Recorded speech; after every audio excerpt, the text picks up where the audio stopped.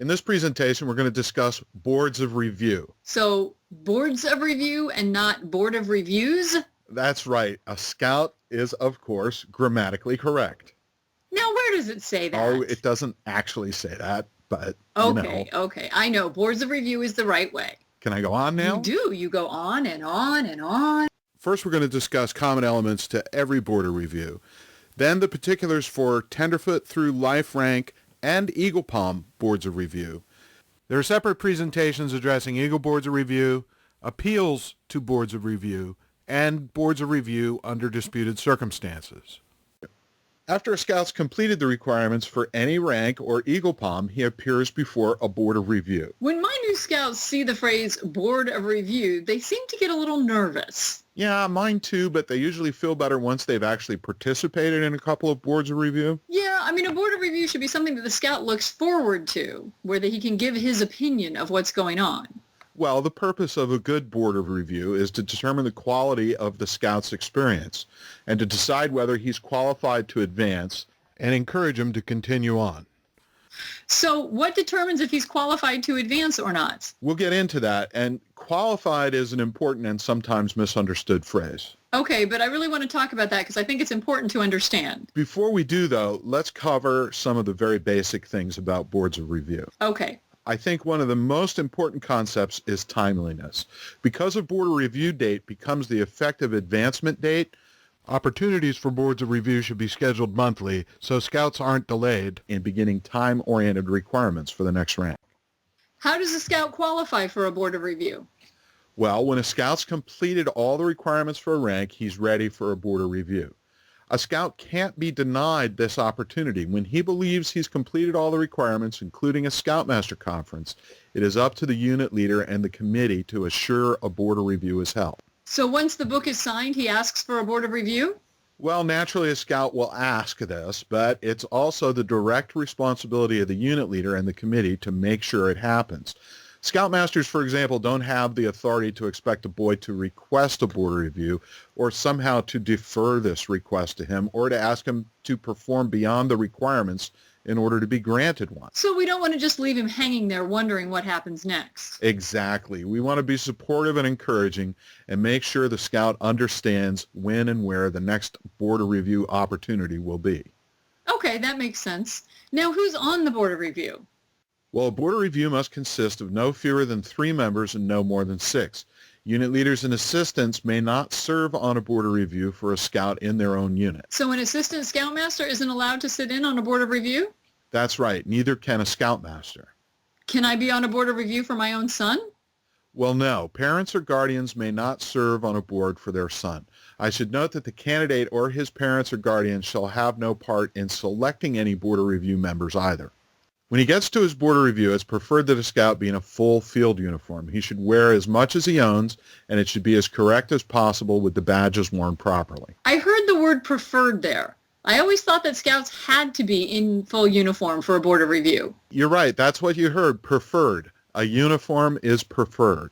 How come it's not required? Well, can you imagine a circumstance where a scout wouldn't have a uniform available when a board of review is scheduled? Well, maybe during a baseball season when a scout has to come directly from the game to the meeting, so they're wearing a different uniform, or if they've outgrown their existing uniform. Yeah, that's right. And it's just one of many, many legitimate reasons. So we're instructed that if wearing all or part of the uniform is impractical for whatever reason, the candidate should be clean and neat in his appearance and dressed appropriately according to his means for the milestone marked by the occasion. But what if my troop requires a uniform? Well, regardless of unit expectations or rules, boards of review may not reject candidates dressed as we've described. Neither may they require the purchase of uniforming or clothing such as coats and ties or anything like that. Remember, the candidate should be clean and neat in his appearance and dressed appropriately according to his means. So we no longer believe in uniforms? Well, of course we do. I mean, it's one of the methods of scouting. What we're saying here is that there are many legitimate reasons that a scout may not have a uniform available. We want to keep boards of review timely, and we don't want to unduly obstruct a scout's participation in one, nor do we want to add to the list of requirements that qualifies them for a board of review. So uniforms are preferred, but in the absence of a uniform, being neat and clean in appearance is acceptable. That's right. Not only acceptable, but specifically mandated by the Guide to Advancement. Now let's talk about the specifics for tenderfoot through life ranks and eagle palms. So who's on the Board of Review? 3 to 6 unit committee members make up a Board of Review. And is someone in charge? Who runs the board? One member sitting on the board serves as the chairperson. Okay. And how long should a Board of Review take? A good Board of Review lasts approximately 15 minutes and never longer than 30 minutes. And at the end of the Board of Review, can we hand him his patch for his next rank? No, we don't present a rank or an eagle palm until the advancement is recorded and reported to the council. Now that we all know how a scout qualifies for a Board of Review, who sits on a Board of Review, and the policy on uniforms, let's look at what happens at a Board of Review. Okay, so this is where I return to my earlier observation that a lot of my new scouts are pretty nervous about a Board of Review. Most adults would admit to being nervous if told they were to appear before something called a Board of Review. I mean, imagine how a scout must feel. A certain level of formality and meaningful questioning should exist, but it's important that the atmosphere be relaxed. Formal, but relaxed. That sounds about right. Yes, it may help if the unit leader introduces the candidate and if a few minutes are spent getting acquainted. The unit leader may remain in the room, but only to observe, not to sit on the board and not to participate in the conversation unless somebody needs to ask them a question. Okay. Can a scout's parents observe a Board of Review? The scout's parents, relatives, or guardians may not be in attendance in any capacity, not as members of the board, as observers, or even as the unit leader. Their presence can really change the discussion dynamics with the scout. But what if they insist? So if they insist on being in the room, they should be counseled about why this is important. Their presence can change how the scout addresses the questions, and the opportunity for further self-reliance and courage may be lessened. However, if parents or guardians insist on being present, they must be permitted to attend. A board is not required to record minutes, but it's not such a bad idea. Any such notes remain confidential to the members of the board or to administrators with a need to know.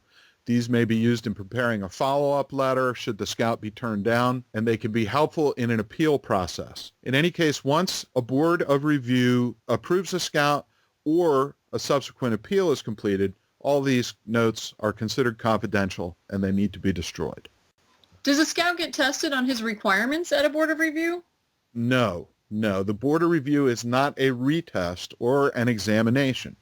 Though one reason for a Board of Review is to ensure the scout did what he was supposed to do to meet the requirements, policy says it shall not become a retest or an examination, nor a challenge of his knowledge. You know, I have read a number of Board of Review procedural notes online, and a lot of them talk about retesting scouts. Well, it's a pretty common misconception that a Board of Review is somehow an examination or a test. Let's remember that while there is a lot of helpful information and compelling arguments online, that what we're talking about is not people's advice or opinions, but we're talking about adhering to the clearly expressed policies of the Boy Scouts of America. So if I hear or read something different online, I should check it against the Guide to Advancement? That's right. Okay, so if a board isn't retesting a scout's knowledge, what exactly are they reviewing? Well, in most cases, it should instead be a celebration of accomplishment. Remember, it's more about a journey. A badge recognizes what a young man is able to do and how he has grown, not so much a reward for what he's done. The scout may be asked where he learned his skills and who taught him, and what he gained from fulfilling requirements. The answers will reveal what he did, and it can be determined if then it was what he was supposed to do to earn the rank that he's being reviewed for. Okay, so we don't just run down the list of requirements and ask about each one? Well, the scout's already completed those requirements, and that's been recorded in his book, right? Yeah, otherwise he wouldn't be at a Board of Review. So what we're now looking for is to understand how going through that process of achieving requirements has achieved the aims of scouting. So we aren't asking him to tie a square lashing. We're asking him more about what he got out of the experience of learning how to tie a square lashing. Yeah, now you're catching on. Somebody already saw him demonstrate a square lash and indicated that by signing the book. What we want to know now is how that and all the other experiences he's had as a scout working towards this rank have helped him grow. That sounds a lot more useful than a skill retest. Well, it's a lot more useful for the scout, his patrol, and his troop. Okay, so I get the tone and the purpose of a board, but what specifically is discussed? Well, the Troop Committee Guidebook has examples of appropriate questions. The scout may be asked where he learned his skills and who taught him, and what he gained from fulfilling requirements. The answers will reveal what he did, and it can be determined if then it was what he was supposed to do to earn the rank that he's being reviewed for. The Board of Review will soon have a picture of the strengths and weaknesses of the unit program. Periodic reviews of Scouts' progress can provide a measure of unit effectiveness. The unit might uncover ways to increase the educational value of its outings, or how to strengthen administration of national advancement procedures, for example. If it's discovered that troop leaders aren't assuring that all the requirements have been met before Scouts present themselves to a board review, then process improvements can be recommended. A board can also help by considering the style of leadership that's best suited to the current circumstances and way to adjust it to different needs for different Scouts. Note that boards of review also may be held for Scouts who aren't advancing.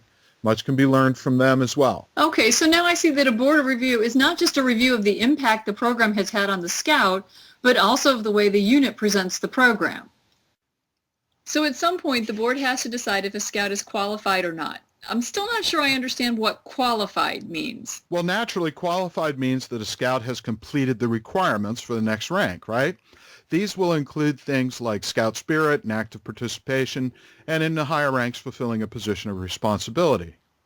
Okay, so how do we do that? Well, the board could check the handbook or other records to see that requirements have been signed off. Okay, but what if the scout doesn't have his handbook with him? Well, the board can still be held even if the scout doesn't have his handbook. Remember that timeliness is an important element to the process. Scouts want to keep advancing, and we need to do all in our power to help them maintain that momentum. We don't want to put roadblocks in their way. Actually, we want to clear the road and avoid any kind of administrative obstacles. Okay, so I suppose the board could check their own records if the scout doesn't have his handbook handy?